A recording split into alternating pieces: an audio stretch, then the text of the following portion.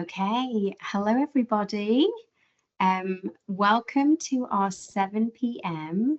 evening talk titled What Teens Want You to Know About Social Media.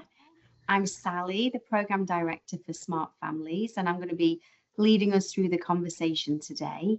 I want to just begin by saying this is being recorded, and we will have the recording available in about a week's time. It will go onto our website.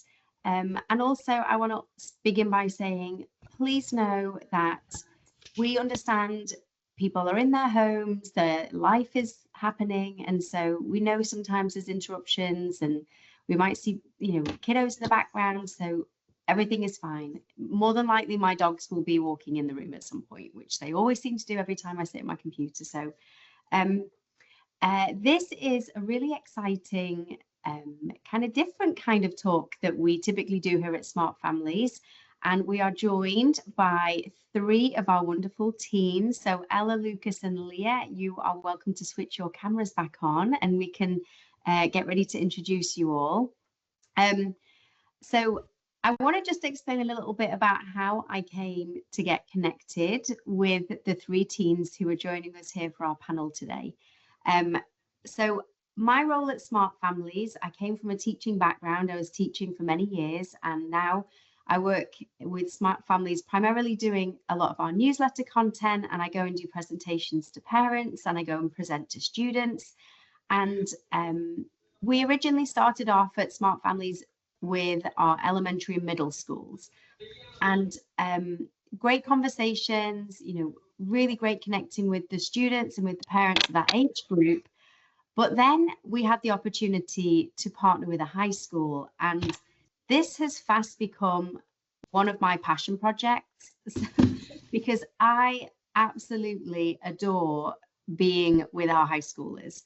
And the reason why is because they are so insightful and have really reflected on how technology has impacted them and continues to impact them. And I think it's paramount that as an organization, we have a place to feature youth voice because they are such an integral part of how we experience technology. And I strongly believe it would be very unfair for me just to, do these kind of talks and, say that I know how they think and feel when I am not them.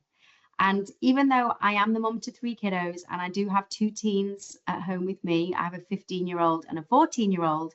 And so I do get a lot of insight from them and kind of their experiences. And if you've heard me talk before, you will have you heard me joke that when my 15-year-old was very young, we lived in a world where we were told that if they went on Baby Einstein apps, that they would be geniuses. And so I was one of those parents who was rushing to get my 2-year-old on an iPad. So we're never here to criticize or shame or any point of fingers at anybody. We didn't know what we know now. And I often liken what's happened for a lot of our teens in the high school age as being really part of a big social experiment, because when social media was rolled out and smartphones and all of these platforms, there were no guardrails, and there are currently still no laws about how to protect children online, specifically around algorithms, which is what we're going to kind of talk a little bit about today. And so what is so inspirational for me and why I love having conversations with our high school teens is, like I say, that reflection. They know what has been happening, and they honestly, from the conversations I've had, not just with the teens here today, but other teens, they're very aware of the manipulation that is surrounding them. And so this teen advisory board, which we've created, and so these members here, Lucas, Leah and Ella, are our founding members of this advisory board. They're really here to help guide me with their own lived experience. They're going to help me with a lot of content. And what I heard from them when I had our initial kind of connection with them was they really want to be a change for the children and the students who are coming behind them, because we can change things and we don't have to just accept the culture that we live in. And At Smart Families, we're so excited because I actually feel like we are finally part of this change, and I'm feeling it and I'm sensing it, and I'm just so excited now that we have our teens who are here to share their experiences. So without further ado, let's do a quick introduction before we go into the questions. And parents and those of you who are here, you may have some maybe some questions which we'll probably save till the end, because we've kind of rehearsed some questions and we know some of the content that we're going to do for this evening. But if we get towards the end of the presentation, we have some time and you maybe do have your own questions, please be mindful, these are 18 and under. So I just, I have a duty to protect and safeguard our teens who, have permission to be here today. But if you do have any questions that, maybe you would like to have covered, so please put them in the chat. We're going to be able to vet and just make sure that they're appropriate for them. But then we can also maybe guide the conversation there too. So let's go, let's maybe Lucas, would you maybe open us up with an introduction, kind of a little bit about yourself and what really led you to pursue this opportunity with Smart Families to be on our Teen Advisory Board? Hello, everyone. My name is Lucas Weintraub. I'm a senior at Concordia Lutheran High School. And I guess maybe I'll just say like 3 things about me. I am a huge math nerd. I love learning mathematics. Is like my favorite thing in the world. Another one of my favorite things in the world is choir. I love to sing. I'm part of my school's concert and chamber choir. And I am half Hispanic. So my mom was born in Chile. So I learned to speak Spanish growing up. And that just gave me an appreciation for languages and learning in general. And because I love learning so much, that helped me see where in our society we have gaps in our learning, especially like with the people around me. A lot of people don't like learning. And that seems to come from like their upbringing and stuff at home and at school, and that has a lot to do with technology. And so that's why I was really attracted to Smart Families and their goal to create a more sustainable relationship between technology and families and teens. Leah, if you are able to share a little bit about yourself. Hello, my name's Leah, and I'm a junior at Concordia. And some things about me are I'm in choir, and I love nature, and I also love learning. And that's mainly the reason why I wanted to partner with Smart Families, is because I want to be a psychiatrist when I'm older, and learning about how technology has been affecting mental health is really interesting to me, and I hope that this can help me on my path to that. Lovely.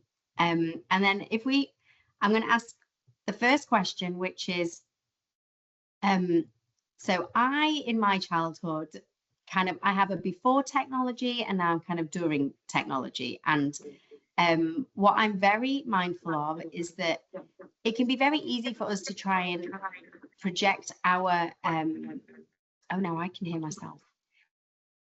That we can project our childhoods onto your generation, when actually your childhood it looks very different to my childhood. So I wondered if you could just start by going back to how old you were when you got your first smartphone and some of the reasons behind, kind of why you got it when you did and how you used your smartphone in the beginning, in the early days. Leah, if you want to kick us off. I got my first cell phone when I was in 5th grade because my parents wanted a way to communicate when to pick me up after school as I was joining my first musical. And I mainly only used it to talk to my family and friends, and I played games on it, but I didn't have any social media apps.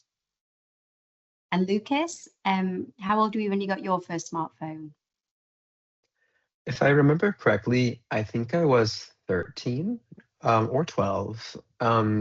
I think I got it in 7th grade during like the COVID lockdown, or maybe a year later in 2021. And it was nice to finally be able to like text friends like not on an iPad. And I was a little late to the party because a lot of people already had phones. But that was kind of like my initial experience. And then from a social media perspective, Leah, were there any kind of social media platforms that you wanted to get onto when you first had your smartphone? What were your thoughts and feelings around social media at that time? Personally, none of my friends had social media, at least the ones I was closest to, so I didn't really feel any urge to get on social media platforms, so I mainly just used YouTube to watch videos. And Lucas, what about yourself? Can you repeat the question? I was getting a call right as you said the question. It's okay. I was wondering about social from a social media perspective. In those early days of having a smartphone, what were the social media platforms that were your kind of first choice that you wanted to download and kind of explore? So my first choice was absolutely TikTok. I didn't download Instagram or Snapchat. I got Snapchat like several years later. TikTok, I really wanted to join because at first, like, I liked Musically, and then I didn't have the app, but other people did. And so after it got transformed into TikTok, I wanted to join that and like be part of like all those cool trends. And currently, so in high school now, what would you say would be the kind of your most prominent social media apps that you access? Leah, let's start with you. Currently, I mainly use YouTube and Snapchat. And can I ask why in particular those two and how do you kind of use them? For YouTube, I find it a lot really helpful to just have videos playing in the background while I'm working, or if I need like inspiration for something, I'll use that. And then I use Snapchat to talk to my friends that don't go to the same school as me. Okay. And Lucas, what are your kind of go-to social media platforms now? My go-tos are probably, well, if you consider YouTube social media, then I do use a lot of YouTube. I also use Instagram a lot more than I used to. Um, and I kind of have an on and off relationship with TikTok because I've been trying to push it away and like not use it anymore because I've had problems with it. So I want to just park here for a second. So when you share that kind of you have problems with it, would you kind of share what does that look like? Is it maybe the frequency that you find yourself kind of on TikTok? And what when you get in that place, what do you do in terms of helping to kind of manage it and get back in control of not being on TikTok? So I have a lot to say. I'll try to keep it succinct. So when I get on TikTok, usually it's because I'm bored and or maybe I'm tired, and it's easier to scroll on my phone than to put in a little more effort to get up and do something else. So I'll go on TikTok, and then I will doom scroll really easily, and I'll kind of like lose track of time, and then and then you like I lose all the time to do homework and to like have a like spend time with like friends and family and all of that. So what I try to do to help my relationship with TikTok is like be mindful of why and like when I start doom scrolling. So if I like if I'm like watching a video, like maybe the original purpose is to like see a video that someone sent me, being mindful of my intention and like not forgetting that I'm here to watch one video, not to then see two, which then four, and then so on. And also finding other healthier alternatives more appealing. So I started like building Legos in my free time instead of scrolling on TikTok, because I think it's better to be creative and procrastinate that way than procrastinate by watching videos that won't really mean much to me. Um, so I don't think all procrastination is made equal. So yeah. Yeah. And I think, Lucas, I think a lot of people will strongly relate to everything that you've just shared about the doom scrolling. And I always hold my hands up and say, I am exactly the same. I can allocate myself, oh, 2 minutes. I'm just going to sit and watch this for 2 minutes. And then 30 minutes later, I'm somewhere else. So I think it's definitely the intention of the app is to get us in there so that if we find it extremely difficult to leave. So I'd love now to just pivot onto content and the kind of content that you might come across when you are on some of these social media apps. So here at Smart Families, we definitely are in the camp that says that we recognize YouTube has become more of a social media app. But again, I love to hear alternatives to how other people feel about that. I know, Lucas, in a previous conversation, you had shared that maybe you felt like YouTube was more like social media adjacent, which I think is a great perspective. And I love that you kind of shared that that's how you can see that. But an algorithm is essentially an incredibly powerful tool. And it is basically there to curate videos that it thinks that you're going to like to try and keep you on for longer. But an algorithm, like I said at the beginning, does not have any laws or guardrails. And so we frequently hear that children, students will begin in one place when they're scrolling, but then all of a sudden will end up somewhere else. So I'm curious, have you ever experienced an algorithm doing this with some of your content? And do you have any experiences of ever maybe being exposed to content that you recognized was that controversial, inappropriate content that's designed to shock us so that we stay there for longer? So happy just to explore what your thoughts and feelings are around algorithm content. Leah, do you have anything to share here, or we can hand over to Lucas? Well, I find that sometimes you might, especially with like TikTok or YouTube, since they have like the shorts, even Instagram with Reels, you might look into one topic. It like maybe it's something like you are interested in something medical and you're scrolling through videos about like hospitals and stuff, and you might come across a video that's a little more shocking, and then um it will, since it's shocking you, you kind of like stay there for a second, and it just starts to be every single video is something gruesome or something that you weren't wanting to see. And so the algorithm in that sense is not very helpful. Mm-hmm. And Lucas, is that anything that you've encountered before? Yeah, I've definitely encountered that, like when I search for something sometimes, and there will be like the panel of like all the videos, and sometimes there will be videos that are completely unrelated, and maybe it's because like some like word in my search kind of matched it, and it's often kind of inappropriate. And then like if you do click on those inappropriate videos, and like Leah said, if you stay there, then those will become more frequent. And maybe those weren't your original intention, but that can kind of mess with you. And like I've experienced that and try to just like separate it from like what I actually like and not like believe that this is something tailored to me. Yeah. And Lucas, if I can loop back to you mentioned something when we were having our initial conversation, which I thought was really insightful. And I can kind of give you the idea of what it is, and then I'd love you to kind of explain it your way about how an algorithm is very clever at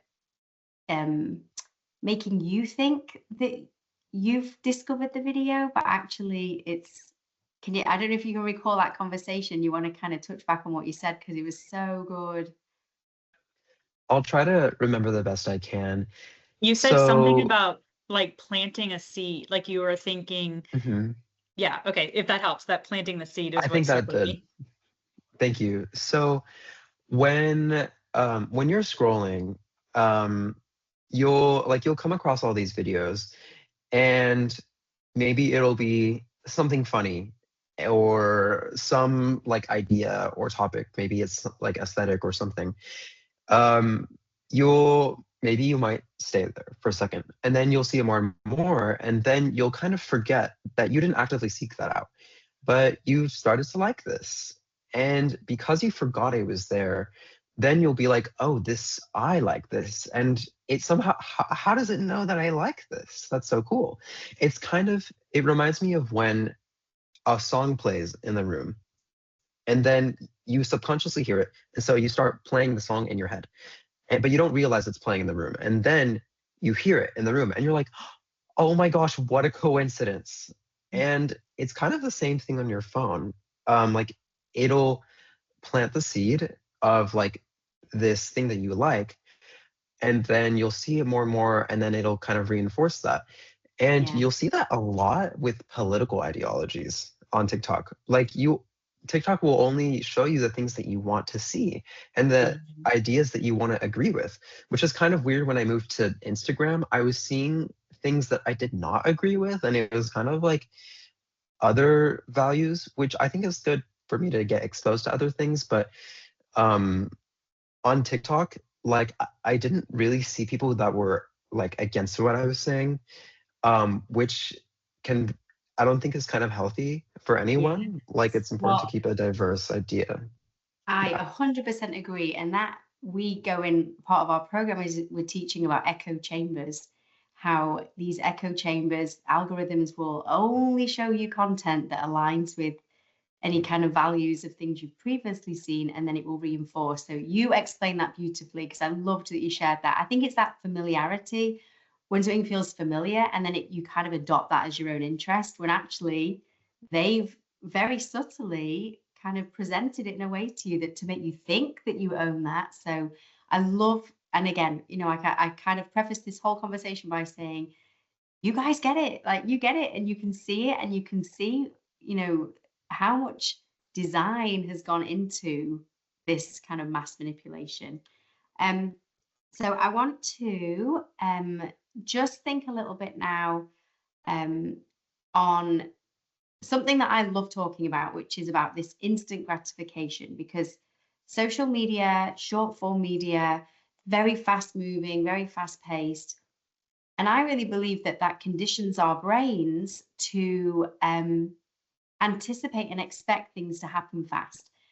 And so when I was in Lucas and Leah's high school, and we did some programming about digital etiquette, and we talked about the psychology of how it feels if you're left on red, and how that can maybe be misinterpreted.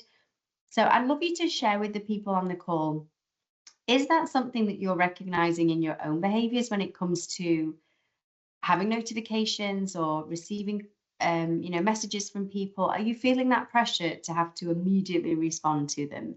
Leah, we can start with you. For text messages or like any messaging app, 100%.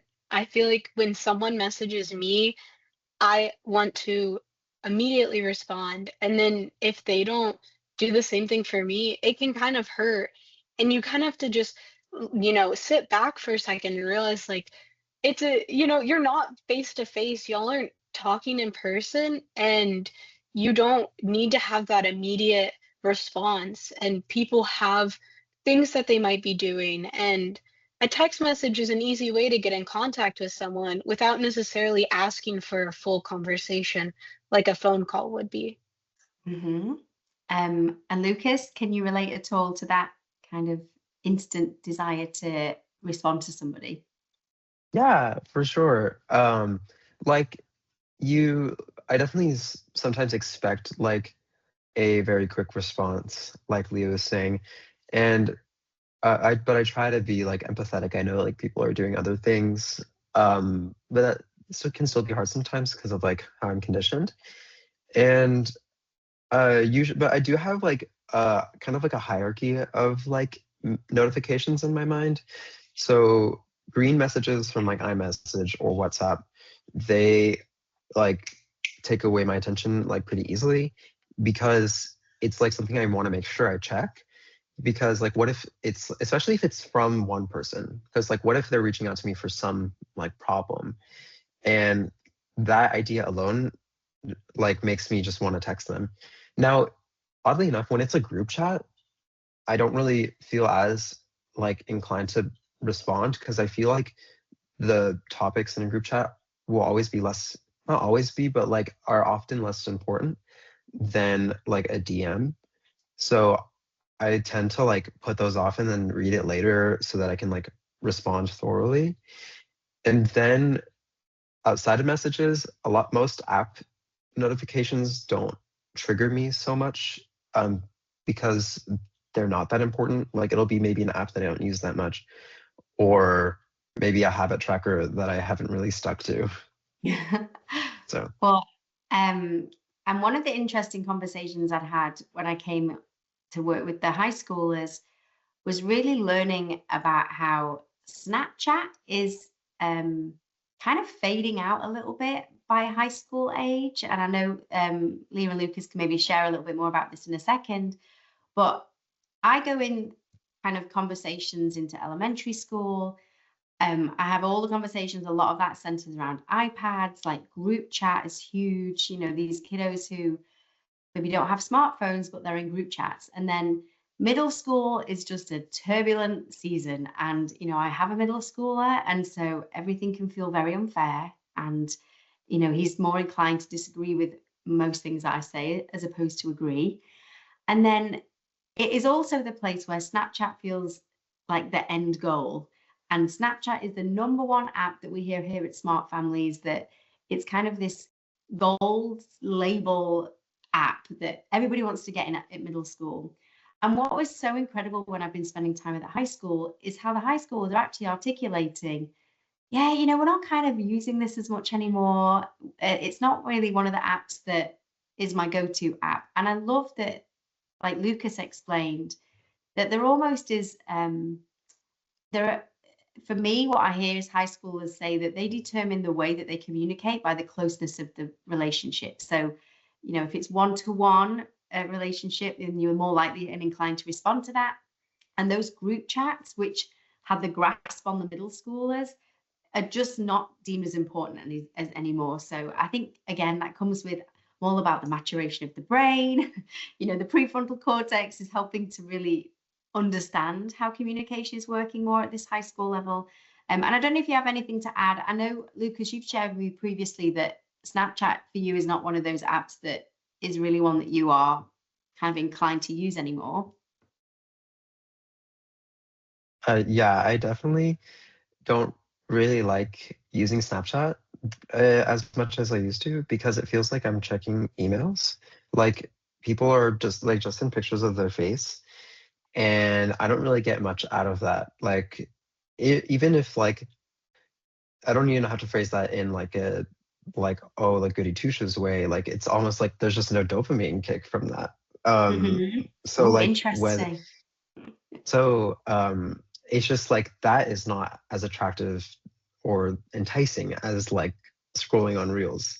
So sorry to make that sound a little less hopeful, but no, this is why you're I just want to be here, transparent. because oh my gosh, yeah. I mean, that's a totally different perspective. I hadn't considered that. I mean, is it a case of being desensitized because of, you know, now that the dopamine's peaked and now you just don't get the same feeling from it. So no, Yeah, Lucas, like I'm all about this before, insight. yeah, before as a kid, I tied so much value to Snapchat because, well, one, it was a way to keep in touch with friends that from because I moved away from Colorado, it was a way to keep in touch with those people. But now they're at most acquaintances. The people that I stay in touch with from there, I have on iMessage. So now I don't use Snapchat for that reason anymore. Now I only use it to check up on people's stories, like people who like post all the time, and it's like my little show. Otherwise, I don't really like message people because if I'm going to message you, I'd rather like text you. And I don't Yeah. like texting on Snap very often. Yeah. Leah, you've shared with me previously kind of what your journey has been with social media. And I wondered whether you would share kind of a little bit around why you didn't feel the pressure so much to be on these and some of your decision processes around why you've been very intentional at not allowing yourself to be pulled into these apps. If you want to share a little bit about that. So with when it came to social media, I know both my brothers were very on the board. They wanted to be on all the apps, but I always thought, I see these kids who um and if you have time, I can share a short little story about Yeah, absolutely. Snapchat Go ahead. specifically. Um, I saw these kids who would get addicted to it, and I always remember when I would go on summer vacation with some family friends. And one year, my family friend downloaded Snapchat and she wouldn't talk to me at all. And ever since then, I always thought, well, if I don't get social media, I won't be like her and I'll still, talk to my friends and be social. And I also just always thought specifically Snapchat was really weird. I kind of was uncomfortable with the idea that it would automatically delete all your messages and everything if you don't save them, and that it'll notify people if you screenshot or if you save. Or I thought that whole that whole idea was really strange to me and just didn't Mhm. feel normal. But I recently got only around a year ago just to keep up with those friends, and I enjoy, like, watching the stories and just seeing what they're up to, but the whole streak thing just isn't, like, something that I'm worried about. I think that's a waste of time, and if if my friendship's being kept up by a number on my screen, then is it really a friendship? Yeah, and we definitely lean into that and really challenge people to understand what is a friend. Is it just somebody who you've connected with on social media? And a lot of the times people will keep the streaks going and it's kind of more of a popularity thing than it is a real human connection piece. So I love that you're able to see that. And just for anybody interested, the whole reason why Snapchat was created, it was created by two guys at college who wanted to send inappropriate images of women to each other and not get caught. So that's the whole premise of Snapchat. So that was why they had disappearing messages. So to know something was built and created for that purpose, I just don't believe there can be any good that comes from an app that's what it was designed for. Um, so I have a question which I didn't ask you previously, but I think it'll just be a nice kind of easy segue for you both because Lucas and Leah's high school, it's our second year of partnering with them, but in our first year, it was the year that your school became phone free and you had Yonder pouches. So basically, these are special magnetic pouches that phones get placed in. And the reason why schools made this decision, and this has recently become legislation that schools in Texas, have to have phone-free campuses. But I'd love you to share. We hear a lot from psychologists who talk about what they predict would happen, and we hear from principals. But from a student perspective, how did it feel, and how does it feel to be on a campus where kind of people don't have their full access to their phones now? What does it feel like in the corridors? What does it feel like at lunchtime? Have you noticed any positives that have come from this shift? I'm happy for either one of you to take the lead on the response. I can go first. Yeah. So we can focus on positives first. I think there are like important negatives if we have time to talk about. Mhm. And if you don't know what a Yana pouch looks like, this is Oh, mine. thank you, It's Lucas. basically so it's this little pouch with a button and like a little magnet. And you like put this on the wall on like a little like thing that like opens it up. And I'm not gonna do it, but like you put your phone in here and also like AirPods if you want. Or no, you do, because you're not allowed to use your AirPods. Um, then you close it up and then you're not able to open it. So amongst the people that do put their phones in the pouches, a lot those like people tend to talk more at lunch. Apparently, I heard like a lot of people had to like never like didn't really talk at lunch, which I thought was kind of strange because I mean I don't like to make friends with people that don't keep eye contact and talk, but I've heard in like some of those groups like Mhm. they get to talk more. Yeah. Leah, any kind of any observations what a phone-free campus looks like? Well, at first, I was really upset just because, um, as someone who gets really overstimulated walking around the halls or in the classroom, I enjoyed having my phone to listen to music and like have my AirPods, which now I can still do on my computer. But I also like um I get really anxious and the thought of like not having my phone like being able to text on it if something were to happen on campus really worried me. But Mhm. now I'm not as hyper fixated on that because I have my computer that I can still message on. But I've noticed that the lunchroom is so much louder than it was when I was a freshman. Everyone is talking, and sometimes it can get annoying because kids will get really rowdy. Um, but I'm just so glad that people like look up when they're walking in the hallway. Before, it was just you would look down at your phone and maybe people were pretending they were texting people to avoid like talking to people, but it was just like people would bump into each other because they were on their phones. And now like people are actually getting to where they need to be and are talking to people. So that's always nice. And there's Yeah. also better focus in the classroom. I think what you were touching on is something that researchers have been looking at the impact on something called psychological safety, which when we have a generation of people, humans who've been, essentially attached to this technology and then it gets taken away, I think it's very expected that you would see an increase in anxiety because of this psychological safety factor. So I do know that organizations are researching that to see what the impact is for students because again, like I'm all about that, like with positives there are negatives, and so thank you for sharing that. I'm just mindful of time, so I'm going to kind of move on a little bit. um, so social media, we've kind of touched on some of those things. Um, so I'd love just to explore some positives and negatives.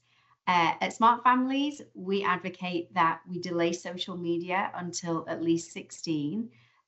Now, you are both over 16 and but just the way that the world has been, you've had experience of these kind of platforms for some time now.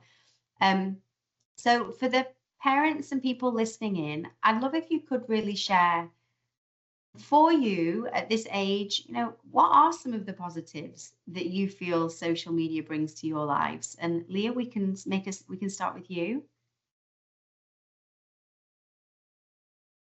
Um, Positives of social media would be the education that certain platforms have. With YouTube, there's a lot of educational content and also like inspirational content. And if I'm, trying to, as I do every few months, try to reorganize my life or get on a schedule that's different than whatever I was on, or even like art videos. If I want to craft something, YouTube's really good for that. And there's positives of like being able to connect with people who don't live near me or who I can't see every day. I'm able to talk to my friends who live in out of state and also like family that does not live in my state either. And I'm also able to like share my interests with people on YouTube and even on TikTok. I'm able to see videos about, my favorite show or my favorite movie. And if I share that interest with someone like Lucas, I'm able to just click a button and he can see that video too. And then before we move on to the negatives, Lucas, do you want to share what are some positives for you when it comes to social media? So Leah mentioned most of the positives that I would think of when it comes to social media. Another one that I would think of is it is like a breeding ground for new culture, and also for you to connect with people in real life if you want like a starting point for a friendship. So the first point, which I mentioned, like online, like people can like and people do interact, and it is different, but it is an interaction. So like that's where like a lot of like new slang forms, people post their own relatable content and bond over certain cultures and create new culture. And so it's really cool to get to see that kind of develop organically, which sounds ironic because it's not as organic as like an interaction in person, Yeah. but it's still cool. And because of that, like having like those new ideas circulating online, you can take that to real life. And as like a high schooler, and like when I was in middle school, but mostly in high school, that was really helpful when like trying to make new friends. Because I wanted to be social. I wanted to like meet new people, but I didn't always know how. And so when since I think like humor is like the most integral part of a friendship, and also and honestly a good relationship. Like it's hard to like connect with someone, or at least for me, if I can't, if we both can't find something funny. So when I'm like meeting a new someone in my grade, or like someone that I've never talked to, but like maybe I have a friend crush on them, I can like make a reference to something, and then they're like, oh my gosh, that one thing. And then boom, we're friends, and then we exchange phone numbers, and the rest is history. Well, and I think I love what you mentioned there about how it's ironic because it feels organic. And again, I really believe that the people who create these platforms they know the science of attachment, they know the science of, they know exactly how to kind of put together and orchestrate a situation that would feel human. And then that's kind of the deception part. So I love that you added that you can also recognize the irony in it, because that's I think that's how it was designed. And then what about some negatives? So what for you in your world feels the most prominent negatives? Leah, we can start with you. There's definitely a lot of negatives with when it comes to social media, like the, ability to just see anything, whether you are looking for it or not. There's a lot of dangers and things that you might be exposed to that you're just not mature enough for. And also, like, it's so easy to get onto social media. If you're getting onto, like, maybe a multiplayer game or into chat rooms with people online, it's so easy to just be put in a spot that isn't safe for children. And there's also, with connection comes the positive, but also the negative, as we used to go outside and I used to play with my neighbors, but now I rarely see anyone outside or anyone going to the park to hang out. They all want to stay inside and just FaceTime.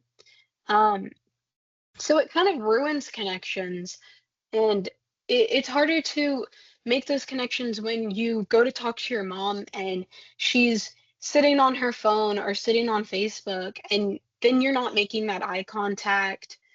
It ruins connection in that sense too. Yeah, and I know what you'd mentioned previously. What are your thoughts around how social media creates this place of comparison? I know you mentioned before, yeah, I know you're an avid crafter, but sometimes what can be positive in terms of inspiration can quickly kind of become, like maybe not a positive. Could you share kind of the view around that? Yes. So I do like to craft. I haven't mentioned this much, but I ride horses and I used to a lot more frequently. And on social media, there's a lot of videos about crafting. There's a lot of videos about equestrians and them riding and what's right and what's wrong. And it goes for both subjects. And it can really hurt when you go online and you see that you're maybe not at the same level as this person online that you follow, or your craft didn't turn out as good, your drawing doesn't look as pretty, or you place as well as in an equestrian show as you thought you would, and you see online that people are, it just really hurts, and that can make you feel like you are less than you are. Hmm. I know we still have Ella here. If Ella told a beautiful she shared a beautiful piece about how if you're not feeling secure in who you are, then it's really easy to kind of own and take on some of the things. And Ella, if you're still here and you want to kind of type that out a little bit, we can read that out for you. Um, one of the examples that I had heard from another teen was her sharing that she had been on social media and sorry, back up a little bit. In class as a learner, she was a really active participant. You know, she loved raising her hand and engaging with the class and speaking with the teacher. But she was on social media and she saw a video that said how lame people are who raise their hand in class. And she kind of had this moment where she was like, oh my gosh, is this what everybody thinks about me? Like, does everybody think this about me? And so she stopped raising her hand in class because she didn't want to be the person who other people were formulating these views about. And it was that quickly that, you know, seeing that content was enough to deter her from doing something that she really enjoyed doing. And Ella spoke a little bit about that on one of our previous conversations, how quickly that can happen if you don't have that security and kind of you're really securing your self-worth. Lucas, anything else to share, kind of some negatives from your perspective? Absolutely. There's like so many. But I think a really, really harmful one is the like it can stop you from thinking critically when you see so many opinions catered to you. So earlier when I mentioned like the algorithm showing you only things that you want, um, then you can really quickly like not stop questioning like what you believe and reflecting, and also when you see like a lot of people like have the same opinion, sometimes those opinions can be kind of harmful, and that can like influence your moral compass. And I see it in a lot of people, especially boys, but it really does affect everyone. um like seeing all this content that sometimes is like harmful for people, and like says bad things about groups of people and stuff like that, and they just kind of immediately believe that because that's all they see, so they think Yeah. that's kind of like the correct perspective, when Mm-hmm. like you should always be like challenging your ideas and like questioning things and being like curious and like asking people, like bouncing your ideas off of theirs. Yeah. um so social media kind of takes that away. And I think a little bit of what you were sharing, some conversations I've had with some other high schoolers, um, as parents, as our parents, sorry, I can sometimes recognize certain content that I would be like, oh my gosh, I don't want my children to see this. This is so harmful. You know, it's totally distorted view of the world. But what we hear a lot of is I heard a great phrase at a conference that I attended over the summer where a psychologist shared, you know, kids don't live in the danger paradigm, which means they don't recognize dangers in the same way that adults do. And I think a lot of it is through that desensitization, repeatedly seeing the same kind of content. For a lot of children, it then means that they don't actually acknowledge that it's harmful because it's so normalized. It's like, oh, well, this is what we see. And so I think that feeds into kind of this teenage immunity. It's like, oh, no, it doesn't affect us. Like, we don't get affected by the harmful content when actually we're realizing and learning through kind of what you're saying, Lucas. If we're not seeing the full spectrum of opinions, then we kind of get desensitized to even other people who've got a different opinion. You know, we don't tolerate each other as much, which is not a great place for us to be in, you know, when we're growing empathy. Um, That was really great. Thank you. And I just want to, Ella's put into the chat. So I think it's really easy to fall victim to all the beauty standards, especially teenage girls. And if you are not in that right headspace, you can really start falling into a bad place with it, even if logically you know that what you're seeing isn't real and can be very hard to rationalize that. And I love that, Ella, especially AI content. We can see these very idealized versions of human beings. And Ella is totally right. You know, even if logically your head is saying, no, that's not even something that I can achieve, it affects us. And even adults, I'm sure the adults on the call can similarly relate to that. So I've got a couple more questions. One, I'd love to ask kind of around balance and boundaries that you have or guardrails that you have to keep yourself balanced when you're using tech. So I know we talked a little bit about kind of notifications, but what ways have you or what things have you implemented to kind of keep you balanced and not keep you on your phone quite so much? Are there any things or practices that you do? Because you are kind of nearing the end of high school. You are going to be these, you know, launched into wherever it is that you're headed to next. So how do you safeguard that? How do you keep yourself healthy on tech? Leah, can we start with you? So maybe less about social media and more about just daily use of technology. How can I try and limit that?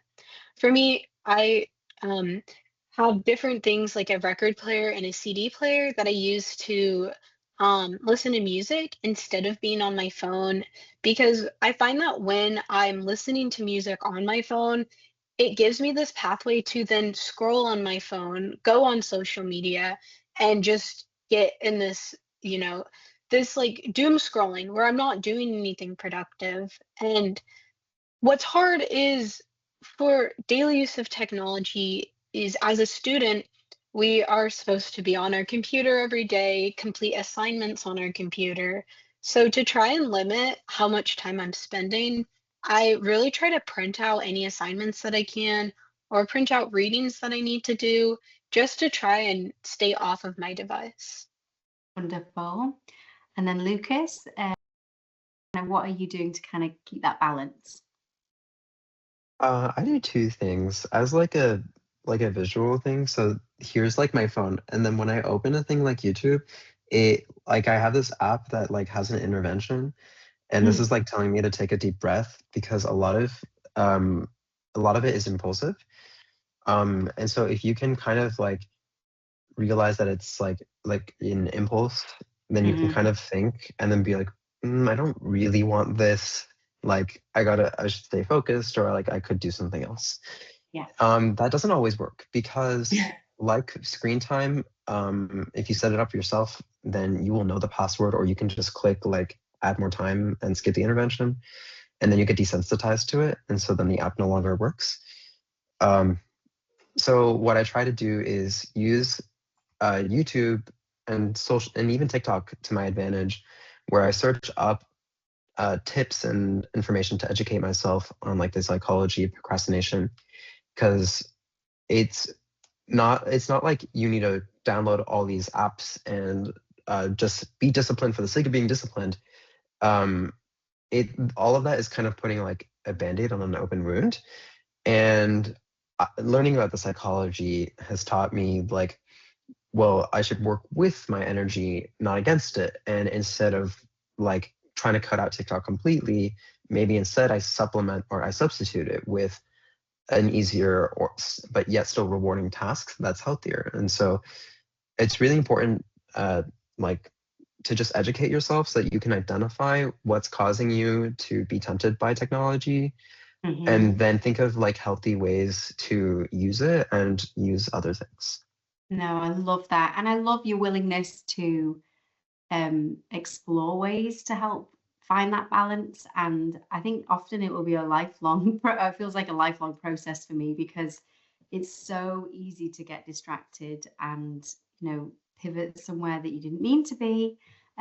So I'd love to hear that you are finding ways to help with that. And this is honestly why a lot of our Smart Families content is it leads with the neuroscience. Like, we want people to know the psychology and the neuroscience behind how addiction forms, or impulse control, or the science behind behavior change, so that we can give you that kind of information, and then you're able to find your own solutions. So we only have a couple of minutes left.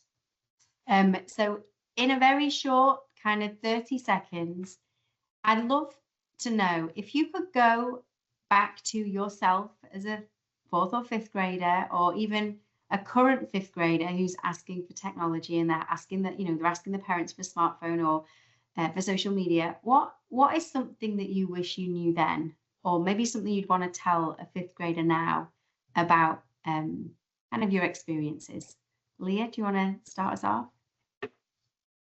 Something I wish I knew was that anything that you put on the internet will stay there.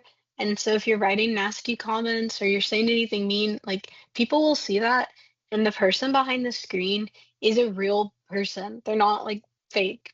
People have feelings, and it's important to realize that anything you say online could hurt someone. And Lucas? I wish I could tell myself like how relatively unhappy it would actually make me feel, because it took away time from doing things that were truly fulfilling, and it got me to start comparing myself and like putting my value in the wrong things. Thank you both. And Ella, if you're still here, you can jot yours down, and we can read yours out if you have time.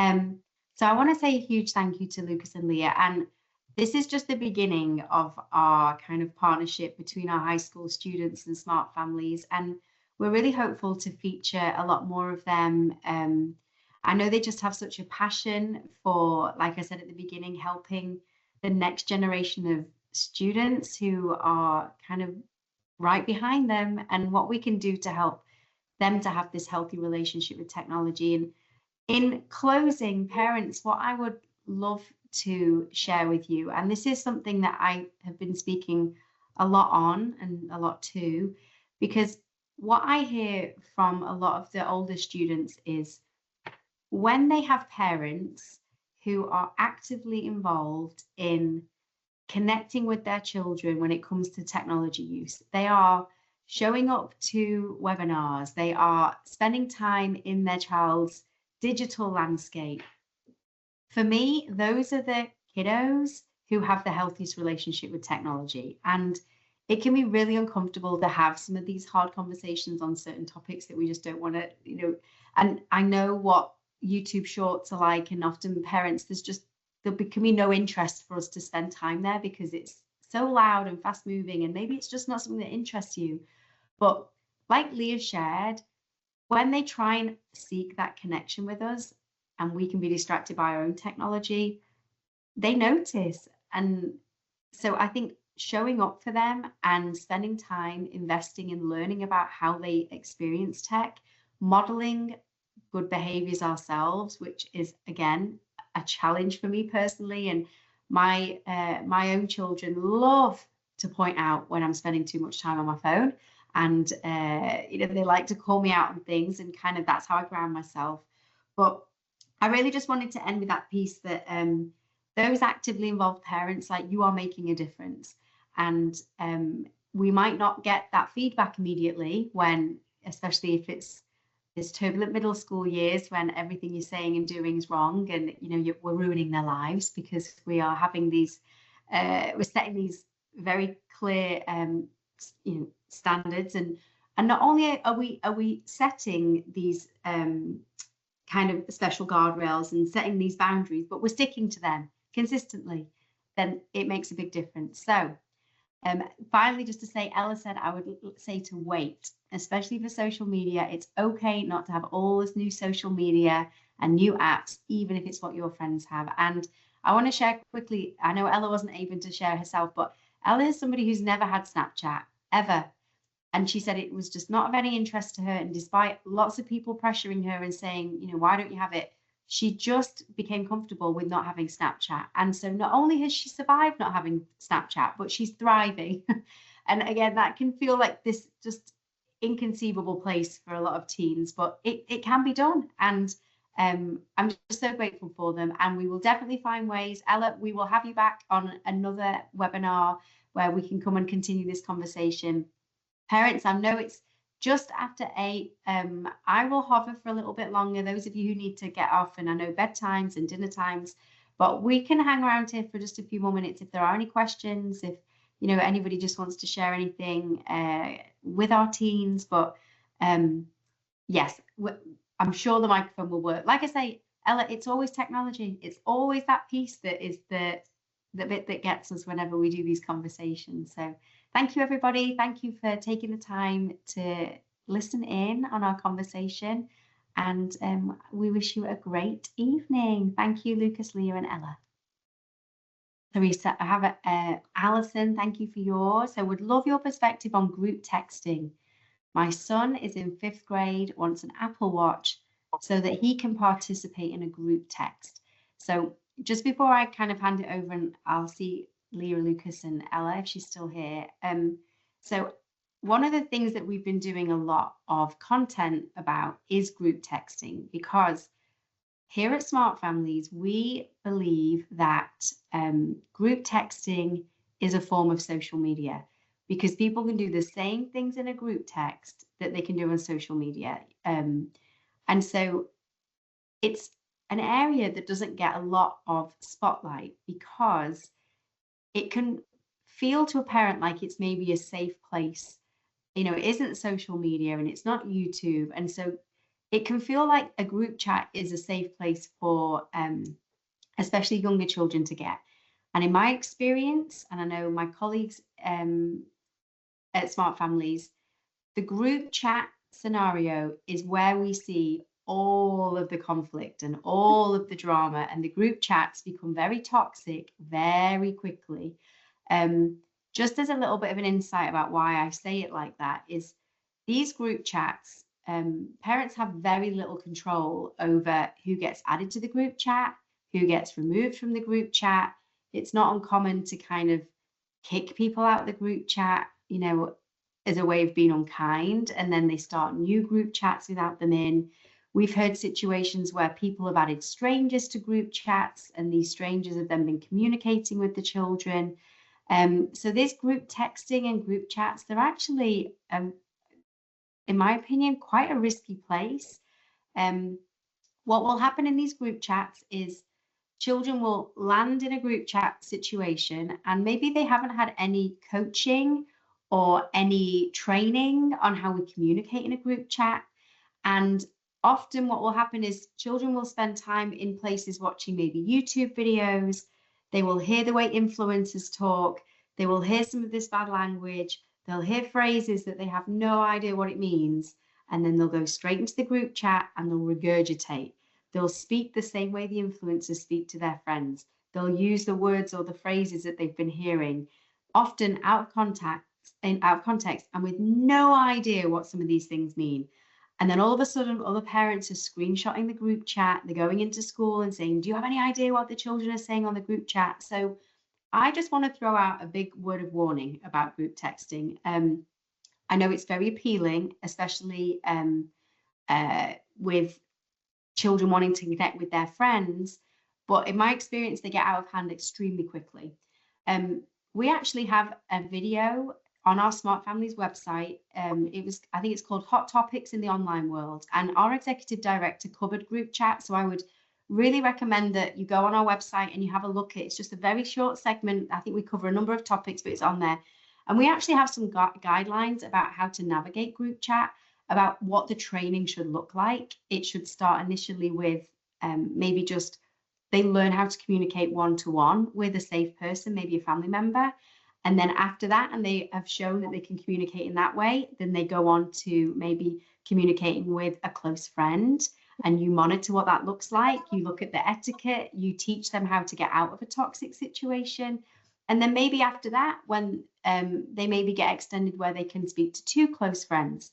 So I really just want to just allowing them full access in a group chat. And I will also share as a parent of 3 kiddos, we've had some terrible experiences in group chat. So from a personal testimony, we've also had to walk through some really concerning content that we've had that kiddos have shared.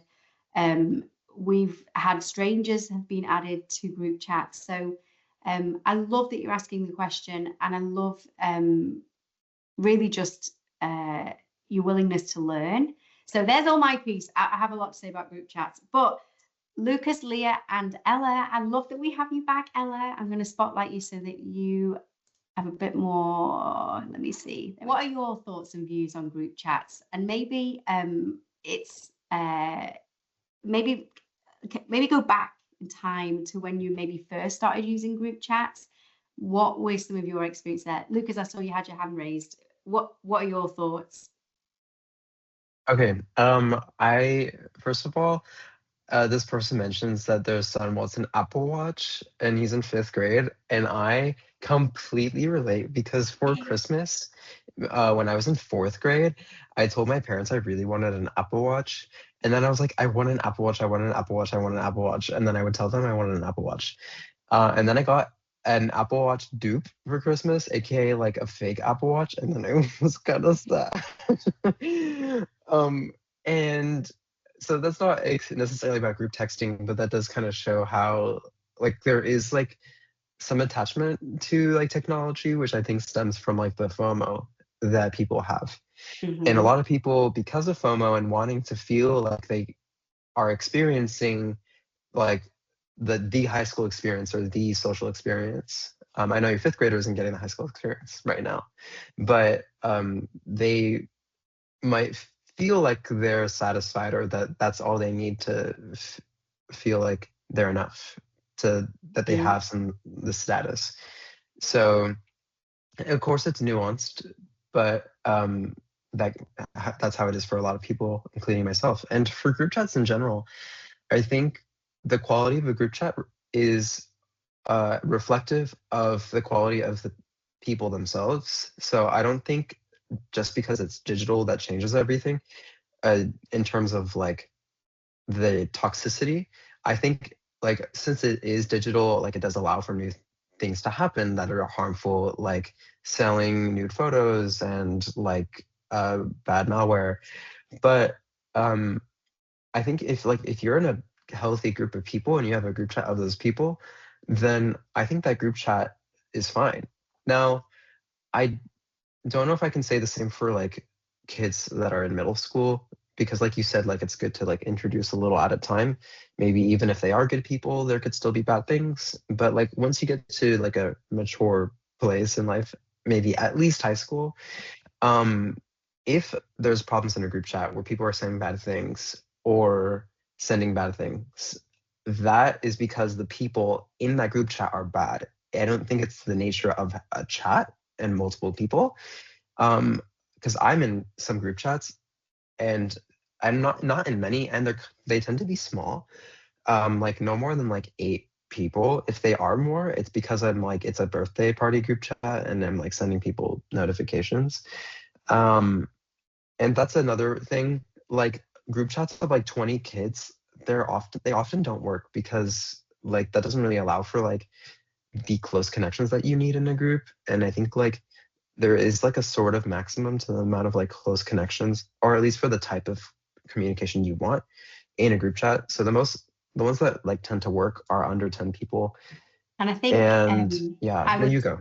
No, I was going to say, I think at high school level, I think you have, in my opinion, kind of formed some good communication templates. And, you know, you have had more life experience to know what is appropriate to speak to somebody like that. And you've had a lot of learning of life. And so and I think what happens with 5th graders is it's that first little taste of independence, and then it just kind of explodes. And we just hear frequently about, you know, when it's not guided by parents and it's kind of this, it becomes really quite a free-for-all. I've just asked one of my colleagues, because I love that you mentioned the Apple Watch. So there are some amazing smartwatch alternatives that have been created by kind of some tech manufacturers to help safeguard. So I would really encourage you, and I just asked Ashley if she will put some in, and if not, I'll see if I can find some. So a lot of the people who make the basic phone, so if anybody's familiar with like the Bark watch, the Bark phone, there is a watch. There are similar child designed watches, as opposed to giving an Apple Watch, which is effectively very, very similar, like giving them an iPhone. And Apple devices, whether it's a phone or a watch, they were not designed for children. They subsequently have added things like screen time, but there are so many ways to get around screen time limitations. And so for that reason, we would always suggest that parents look into these smartwatch alternatives that have been specifically created for children. And as the child grows and develops, you've got more ability to give them access to more things. And some of the watches that are coming out are really great now, and they have music on there. All of the things that they know that kids really want with a watch, they're on there. So, and if I'm not sure if my little Ashley is looking, but I can definitely look. Leah, Ella, anything else to add with regards to kind of group chat experiences, thinking about when you were maybe younger? Hi, Ashley. Well, I remember when I was younger and I like got my phone and we had all these group chats. It was super chaotic, and there were definitely moments when I got in trouble with my parents and my friends got in trouble with their parents, and our parents were all talking, and it just got way out of hand. And now I really like avoid group chats. If it's three people like me, my friend, and another friend, I don't mind it, but I never find myself talking in group chats unless it's a group chat that is a plan for something like a party or um it like for an event that we're doing. Otherwise, I just like I avoid group chats because I feel like it's so easy to just find yourself in a place that you don't want to be. Or even like when I was in group chats with more people, they would start talking and it might be something that I just wasn't interested in. And then I would just feel annoyed that I was getting bombarded with notifications on my phone. And so I just try to avoid them. I prefer talking to people one on one, or if there's something that needs to be discussed in a group, I'd rather it be discussed in person. It's so hard when it's already hard enough to read what's going on behind a screen when you're talking one on one with someone. But when you're talking with multiple people, it becomes even harder to, figure out what someone might be thinking or what tone they're using. So it's just best to avoid it. Thank you. And do you have anything to add, Ella? I'm so glad you're here. Oh, no, we can't hear you. I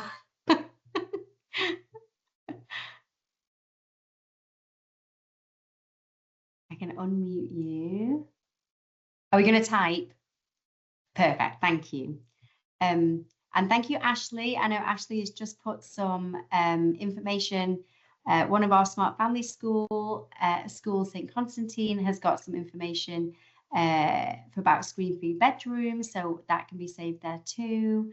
And I'll just wait for Ella's comment to drop here. I think that group chats can be a little impersonal, especially the bigger ones. Absolutely. And we hear about some of these group chats when everybody just has the ability to continue to add people, it gets very, very quickly out of hand. So that was a lot of information, but Alison, I hope that was helpful.